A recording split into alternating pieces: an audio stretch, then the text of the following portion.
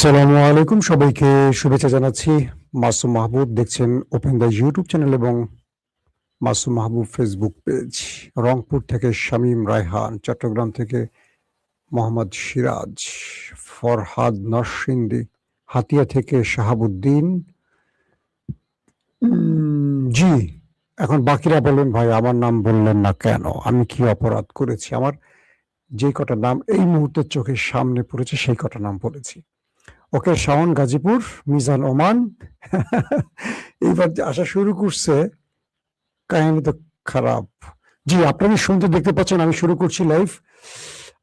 আমার কাছে যে খবরগুলো আছে আমি ধারাবাহিক আপনাদের একটা একটা করে দেবার চেষ্টা করছি। একদম ক্লিয়ার সাউন্ড, সব ঠিক আছে? আপনারা আমাকে একটু কমেন্ট করেন কোনো সমস্যা আছে কিনা। Voice sound all clear? জি হাসান ভাই, থ্যাংক ইউ। দর্শক, আজকের সেশনটা খুব দুর্দান্ত হচ্ছে আপনাদের জন্য। কিছু ইন্টারেস্টিং খবর আছে। মার্কিন প্রেসিডেন্ট ডোনাল্ড ট্রাম্প একটা চিঠির অপেক্ষা ছিল যে ইরান তাকে একটা চিঠি পাঠাবে। ওকে, তো ইরান তাকে একটা চিঠি পাঠাবে। সে বারবারই পাকিস্তানকে বলছে যে ইরানের চিঠিটা আসছে না কেন, আমি তো অপেক্ষায় আছি, একটা চিঠি পাঠাতে বলো ইরানকে। সেই চিঠিটা ইরান পাঠিয়েছে এবং সেই চিঠিতে কি লিখে আছে শুনলে আপনাদের খুব মজা লাগবে।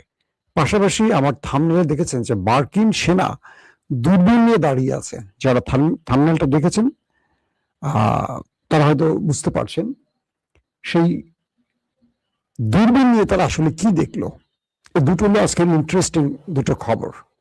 ওকে, জি, সবাই লিখছেন সাউন্ডে কোনো সামান্য সমস্যা, কেউ লিখছেন আবার সাউন্ড অল ক্লিয়ার। জি, সাউন্ডে কি কোনো সমস্যা নাকি যারা বলছে তারা বিরক্ত করছে, কোনটা? আমার তো এখান থেকে ক্লিয়ার দেখছি, অল ক্লিয়ার শ্যাম্পু। ওকে, চট্টগ্রামের মাইজপাড়া, আহারে মাইজপাড়া, সাউন্ড ঠিক আছে মাইজপাড়ার ভাই? আপনি আমাকে দাওয়াত দেন না কেন মাইজপাড়ার ভাই? একদিন দাওয়াত দেবেন না, আপনার ওখানে বেড়াতে আসবো। কি জানি একটা জায়গা আছে, সুন্দর একটা জায়গা আছে, পতেঙ্গার কাছে না মাইজপাড়া? ওকে, সাউন্ড কি ঝিনঝিন করছে? কেউ লিখছে ঝিনঝিন করছে। ঝিনঝিন কি জিনিস ভাই?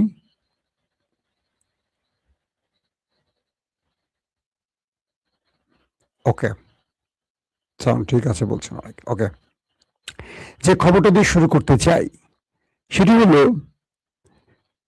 আমেরিকা ঘোষণা দিয়েছিল হরমুজ দিয়ে ইরানের কোনো জাহাজ ঢুকতে দেবে না। ওকে, তো ইরান বলছে তুমি যদি আমার জাহাজে আক্রমণ করো তাহলে আমি তোমার উপর স্ট্রাইক চালাবো। এরপর ইরান তাদের 80 থেকে 90টা জাহাজ কিন্তু পার করেছে, আর দুটোতে ইরান আমেরিকা অ্যাটাক করেছে, দুটো ট্যাঙ্কারে। তার পাল্টা ইরান আমেরিকার স্বার্থ সংশ্লিষ্ট 4টা ট্যাঙ্কারে অ্যাটাক করেছে, আর 80 থেকে 90টার মতো জাহাজ হরমুজ দিয়ে ত্যাগ করেছে এবং বিকল্প পথ তারা রেল ইউজ করে পৃথিবীর বাজারে ইরান তার তেল পাঠাচ্ছে। ওকে, এই পরিস্থিতির মধ্যে সবচেয়ে বড় যে খবরটি, ইরান তার 20 লাখ ব্যারেলের সুপার ট্যাঙ্কার, শুনছেন ঠিক, আবার বলছি 20 লাখ ব্যারেল তেল সহ সুপার ট্যাঙ্কার একদম মার্কিন যুদ্ধজাহাজ ওয়ারশিপের সামনে দিয়ে পাঠালো।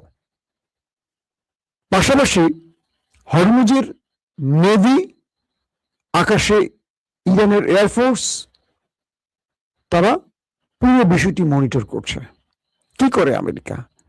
ইরানের সুপার ট্যাঙ্কার যেটার মধ্যে 20 লাখ ব্যারেল, এই তেলটা কি আমেরিকা লুট করবে, আটক করবে, নাকি জাহাজটাতে আক্রমণ করবে? একদিকে ইরানের নেভি ওয়েট করছে, একদিকে এয়ারফোর্স ওয়েট করছে, আর জাহাজটি মার্কিন যুদ্ধজাহাজ ওয়ারশিপের সামনে দিয়ে যাচ্ছে। এই পরিস্থিতির মধ্যে একটি ছবি মার্কেটে এসছে, বড় বড় গণমাধ্যমে এসছে, যে আমেরিকার সেনারা দূরবীন নিয়ে তার জাহাজ থেকে দেখছে যে ইরানের জাহাজ চলে যাচ্ছে তাদের চোখের সামনে দিয়ে। এই দৃশ্যটি পৃথিবীকে প্রমাণ করেছে যে ইরানের ভয়ে আমেরিকা কতটা নতজানু হয়ে গেছে, যে তারা দেখছে কিন্তু ওই জাহাজকে টোকা দেওয়ার সাহস করেনি। নেপথ্যের আসলে কারণটা কি ঘটেছে?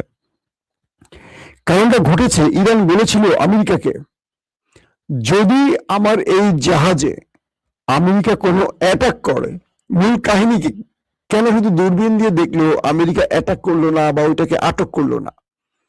এই জাহাজটি পরিচালনার আগে ইরান মার্কিন যুক্তরাষ্ট্রকে বলে দিয়েছে, আমার এই তেলের ট্যাঙ্কারে যদি আমেরিকা কোনো প্রকার অ্যাটাক করে তাহলে যুদ্ধ শুরু। কারণ তোমার যে ওয়ারশিপ সাগরে আছে সেটাকে ডোবানোর জন্য আকাশে আমার ড্রোন বসে আছে। আমেরিকা দূরবীন দিয়ে আকাশে তাকায় দেখে এই ড্রোন তো দেখা যাচ্ছে না, অনেক উপরে।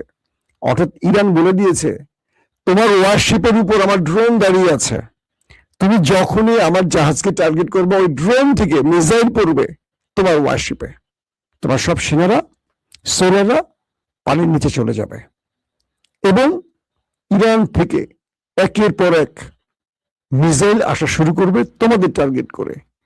কই পালাবা চিন্তা করো। আমেরিকার ইরান এই থ্রেটটি যখন আমেরিকাকে দিয়েছে, আমেরিকা আর সাহস করে নাই যে ইরানের এই জাহাজে আক্রমণ করে কোন বিপদে পড়ি। ইরান বিরচিত ভাবে মার্কিন যুক্তরাষ্ট্রের নাকের ডগা দিয়ে চোখের সামনে দিয়ে চলে গেছে, আর তারা চেয়ে চেয়ে দেখেছে। একটা গান আছে না, চেয়ে চেয়ে দেখলাম তুমি চলে গেলে, তাই না? হ্যাঁ ভাই, মাইসপাড়ার ভাই বলেন, গান ঠিক আছে? আসেন এই খবরটি এখানে একটু পজ দেই, আসবো আবার। দ্বিতীয় গুরুত্বপূর্ণ খবরটি কি শোনেন। পাকিস্তানকে বারবার ডোনাল্ড ট্রাম্প বলছে, মিস্টার আসিম মনির, কোথায় আমার চিঠি? একটা চিঠির জন্য ওয়েট করছি, আমার তো একটা ফেস সেভিং দরকার খুব। আগামী নির্বাচনে আমি হেরে গেলে তো আমার রাজনীতিও শেষ, আমার ডেমোক্রেট আমার রিপাবলিকানদেরও ইজ্জত শেষ। তার অনেক আশা ভরসা করে আমাকে বসিয়েছিল এই চেয়ারে। আসিম মনির বলল যে চিঠি আসবে স্যার, একটু ওয়েট করেন, একটু ওয়েট করেন। শেষ পর্যন্ত ডোনাল্ড ট্রাম্প বিমানে উঠলেন কোন একটি গুরুত্বপূর্ণ সফরে। আজকে মার্কিন অনেক গণমাধ্যমে ছবিটি রিলিজ হয়েছে।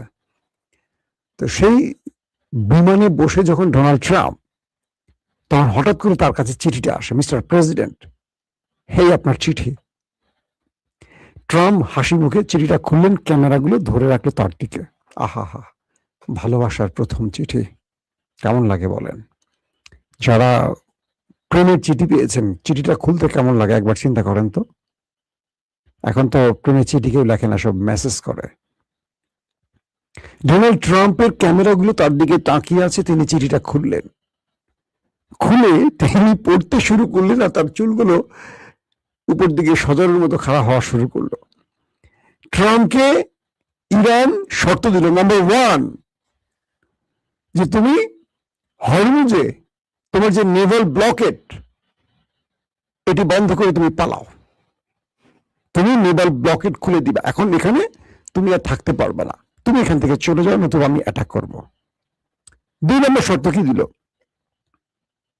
যে আমার রাষ্ট্রে যে হামলাগুলো হয়েছে, তুমি যে রাষ্ট্রগুলোকে ব্যবহার করে হামলা করছো, আরবের যে দেশগুলোকে, পুরো ক্ষতিপূরণ আমাকে দিতে হবে, তুমিও দিবা, তোমার সেই মিত্র আরবরা মিলে দেবে। 200-300 বিলিয়ন মার্কিন ডলার যে ক্ষতি করছো আমার দেশে হামলা করে, পুরো দায়ের ভার তোমাদের, এবং তোমরা সেই ক্ষতিপূরণ দিবা, নতুবা আরবের কোন তেল হরমুজ প্রণালী দিয়ে আসা যাওয়া করতে পারবে না। মানে আরবের তেল বাণিজ্য কেটে দিবে, যদি এখান দিয়ে যেতে হয় আমাকে ক্ষতিপূরণ দিয়ে যেতে হবে। নাম্বার 3, ইসরায়েল নামক দেশটিকে লাইফ টাইম নিষিদ্ধ করা হলো হরমুজে। যতদিন ইরান নামক দেশ বেঁচে থাকবে, এখান দিয়ে ইসরায়েল নামক দেশ কখনো তেল নিয়ে আসা যাওয়া করতে পারবে না। ক্লিয়ার? ওকে, লিখছি মাসুম ভাই, আপনার লাইভের অপেক্ষা ছিলাম, হালিশহর মাঝপাড়া থেকে বেলায়। ও আচ্ছা, দাওয়াত দেন না, শুধু লাইভ দেখতেছেন, ঠিক আছে। তো এখন যে বিষয়টি তৈরি হলো, কি বললো, ইসরায়েল লাইফ টাইমের জন্য নিষিদ্ধ হরমুজে, আরবদের জন্য নিষেধাজ্ঞা দেওয়া হলো, বাট ক্ষতিপূরণ দেওয়ার পর আরবদের তেল, জাহাজ, গ্যাস যা যা লাগে আসা যাওয়া করবে। মানে এখানেও প্রায় 250-300 বিলিয়ন ইরান আয় করবে, যেটা ক্ষতি হয়েছে যুদ্ধের নাম করে। আর আমেরিকাকে এই অঞ্চল ছেড়ে যেতে হবে। তারপরে চিঠিতে কি লেখা, প্রেমের চিঠিতে লেখা, তোমাকে মিস্টার ট্রাম্প মার্কিন সেনাদেরকে আরব ছাড়তে হবে। মানে শর্তটা এইভাবে দেওয়া হয়েছে যে ইরানের আশপাশে থাকা যতগুলো মার্কিন ঘাঁটি আছে সবগুলোকে এখান থেকে চলে যেতে হবে, একটাও ইরানের আশেপাশে থাকতে পারবে না। বুঝতে পারছেন? ইরানের আশেপাশে মার্কিন কোনো ঘাঁটি, মানে কি আরব দেশে যে ঘাঁটিগুলো আছে প্রায় 16টির মতো ঘাঁটি, আরো বেশি থাকতে পারে 16টির, এবার ইরান অ্যাটাক করেছে 16টি ঘাঁটিকে, একটা ঘাঁটি এখানে থাকতে পারবে না। তুমি লেজ গুটিয়ে এখনই পালাও, তোমাকে আমি আরবে বা আমার আশেপাশে আর সহ্য করব না, তোমাকে যেতে হবে, হবেই। এবং তুমি যে 40-50 বছর ধরে আমার উপর যত স্যাংশন দিয়েছো, নিষেধাজ্ঞা দিয়েছো, সব প্রত্যাহার করতে হবে। একটা নিষেধাজ্ঞা থাকবে না ইরানের উপর। পাশাপাশি তুমি যে আমার অর্থকে পৃথিবীর বিভিন্ন দেশে আটকে দিয়েছো, ফ্রিজ করে দিয়েছো, সব ওপেন করে দিবে। শুধু ওপেন করবে না, যত বছর এই টাকাগুলো জমে আছে ওখানে তার পুরো আসলে আমাকে লাভ ফেরত দিতে হবে। আমার টাকা আটকে রাখার জন্য তার ক্ষতিপূরণ তোমাকে আমাকে অবশ্যই দিতে হবে। আমি কি আর শর্তগুলো বলবো? এই শর্তগুলো পড়ার পর ট্রাম্প আছে, ট্রাম্পের পাশার তলে বিমানের সিট আছে না, সে উপরে চলে গেছে বিনা টিকেটে। বুঝতে পারতেছেন? মানে এমন শর্ত ইরান আমেরিকা ট্রাম্পকে দিবে, ট্রাম্প কল্পনাই করেনি। তার প্রথম ভালোবাসার চিঠি খুলে তিনি দেখলেন যে তাকে ইরান মোটামুটি একটা ফ্লোরে শোয়ে দিয়ে যত পাওয়ার আছে স্ত্রীদের ডলতেছে, এখন স্ত্রী করতেছে সমান করার জন্য। এই চিঠি পড়ে মোটামুটি তার মাথা নষ্ট হয়ে গেছে। ট্রাম্প সাহেব কি করবেন বুঝতে পারছেন না। এই চিঠির জন্য কি তিনি অপেক্ষা করছিলেন? দর্শক, তো এই অবস্থায় ট্রাম্প খেপে গেলেন। আবার আমেরিকাকে দুদিনের আলটিমেটাম, কি বলে, মানে দুটো শর্ত জুড়ে দিয়েছে ইরান, একদম ডাইরেক্ট বলছে, মিস্টার প্রেসিডেন্ট ট্রাম্প, তোমার জন্য আমাদের দুটো শর্ত আছে, দুটো অপশন তোমাকে আমরা দিয়ে রাখি। এক, হয় তুমি তোমার সেনা নিয়ে ইরানে অ্যাটাক করো, তোমার সকল শক্তি নিয়ে ইরানে অ্যাটাক করো, নতুবা তুমি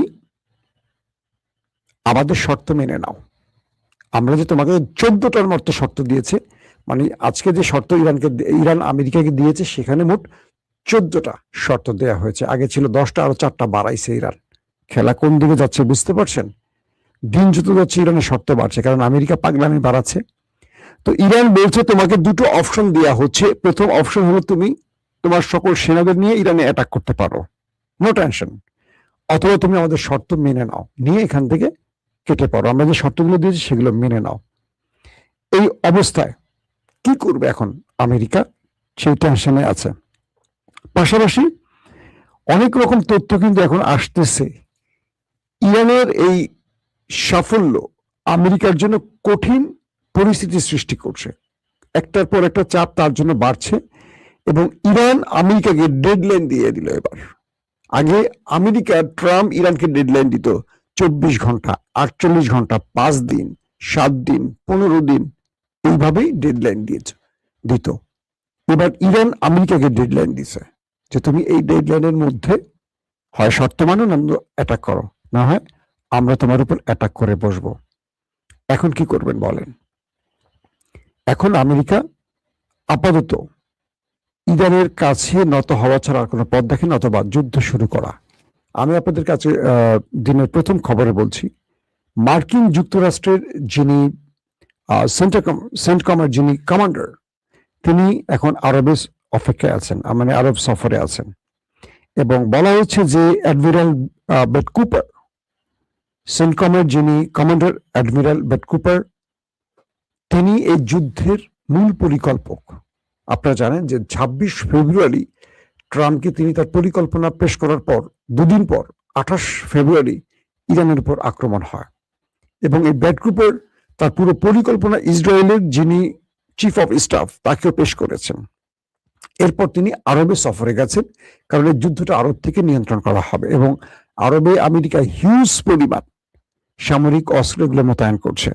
ইরান আরবকে উদ্দেশ্য করে বলছে যে এবার তোমার কোনো রক্ষা নাই, যদি তোমার ভূমি ব্যবহার করে আমেরিকা আমার উপর কোনো আক্রমণ করে, তাহলে তোমাকে এটার 4 গুণ মাসুল দিতে হবে।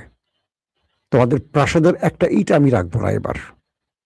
এতদিন আমরা মার্কিন স্বার্থ সংশ্লিষ্ট জায়গাগুলো টার্গেট করেছি, এবার আরবের রাজা বাদশাদের কোনো প্রাসাদের ইট আমরা রাখবো না, তোমাদের থার্ড প্যাট্রিয়ট পেছন দিয়ে ঢুকিয়ে দেব। যেগুলো দিয়ে তোমরা মনে করছো নিজেকে রক্ষা করবা, সেই থার্ড প্যাট্রিয়ট বা আয়রন ডোম যেগুলো বসিয়েছো ওগুলো পেছন দিয়ে ঢুকিয়ে দিব। ইরান একদম সরাসরি বলছে আরবকে। পাশাপাশি তারা স্পষ্ট করে বলে দিয়েছে যে যদি বন্ধুত্ব চায় তাহলে ভাই হিসেবে বুকে জড়াবে ইরান, আর যদি শত্রুতা দেখতে চায় তাহলে আরবকে এবার প্রস্তুতি নিয়ে মাঠে থাকতে হবে। আরবের জন্য সবচেয়ে ভয়ঙ্কর দিন ইরান নামাবে এবার, কারণ আমেরিকা তো আরবে থাকে না, তাদের কিছু স্বার্থ সংশ্লিষ্ট জায়গা আছে, ঘাঁটি আছে, সামরিক অস্ত্র আছে, সেনা আছে, বাকি তো সব আরবদের। এবার ইরানের যে ৮০,০০০ বা ১,০০,০০০ মিসাইল রেডি আছে বা ড্রোন রেডি আছে, এর অর্ধেক যদি আরবে মারে, আরবের আর কিছু থাকা লাগবে না। বুর্জ খলিফা দেখবেন মাটিতে কাত হয়ে পড়ে আছে।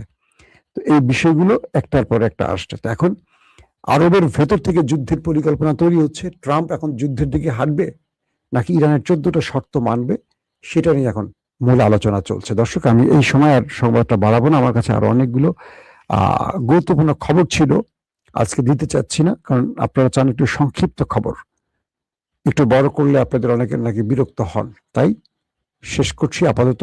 আগামীকাল সকাল 10টা থেকে 11টার মধ্যে আমি আপনাদেরকে আরো কিছু গুরুত্বপূর্ণ খবর দেওয়ার চেষ্টা করব। এখনকার মতো বিদায় নেই, প্রত্যেকে ভালো থাকবেন। আল্লাহ হাফেজ। সোহেল রানা বগুড়া যমুনা নদীর পাড়ে বসে খবর দেখছেন, বাহ সুন্দর লোকেশন। ওকে, আল্লাহ হাফিজ ভাই, সবাই ভালো থাকবেন।